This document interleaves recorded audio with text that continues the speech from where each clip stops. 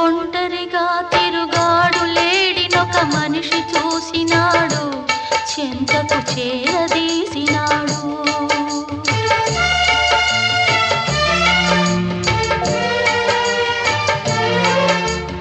అభమో శుభమో తెలియని లేడి అతనిని నమ్మింది, తన హృదయం పరిచింది.